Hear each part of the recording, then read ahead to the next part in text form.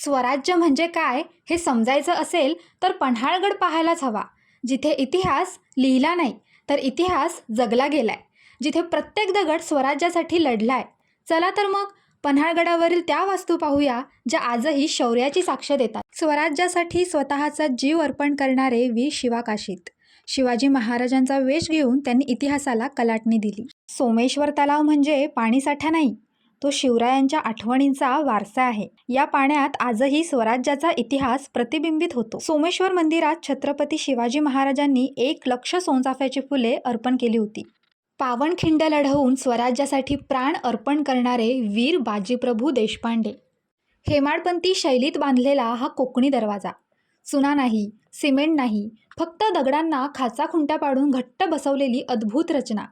सिद्दी जोहरच्या तोफांच्या मारातही हा दरवाजा ढासळला नाही. हेच त्याचं सामर्थ्य. पहिल्या दरवाजातून आत आल्यावर आपण पोहोचतो विष्णू चौकात.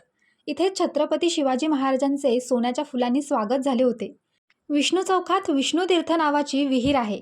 या विहिरीचं पाणी थंड व गोड आहे. या महाद्वारावर गजसहित शरभशिल्प आहे.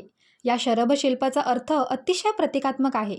हत्तीप्रमाणे सामर्थ्यशाली आणि हुशार शत्रू जरी आमच्यावर चाल करून आला तरी आम्ही शरभाच्या ताकदीने त्याला शह देऊ, असा संदेश यातून दिला जातो.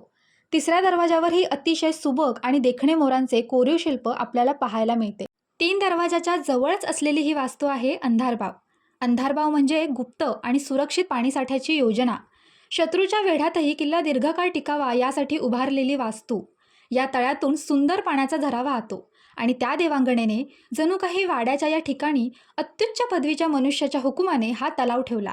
ही इमारत मोठ्या वैभवाने, सुखाने व समृद्धीने जन्मास आली. यानंतर आपण पोहोचतोय बालेकिल्ला म्हणजेच अंबरखाना.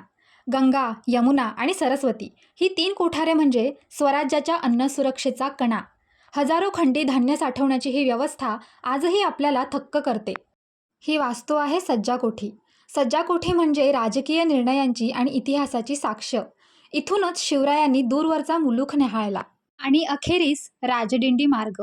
हा मार्ग म्हणजे धाडस, रणनीती आणि बलिदान यांचा इतिहास. शिवाकाशीदांचे बलिदान, बाजीप्रभूंचा पराक्रम आणि मावळ्यांचे शौर्य यामुळेच स्वराज्य टिकून राहिले. आज पन्हाळा शांत आहे, पण इथल्या दगडांमध्ये आजही स्वराज्याचा श्वास आहे. या भूमीवर पाऊल टाकताना डोकं आपोआप झुकतं. कारण इथे इतिहास नाही, इथे बलिदान आहे. कोल्हापूरला आलात तर पन्हाळगडला भेट द्यायला विसरू नका. पन्हाळगडचा सविस्तर व्हिडिओ माझ्या यूट्यूब चॅनलवरती आहेच. लिंक डिस्क्रिप्शनमध्ये देते, नक्की पहा.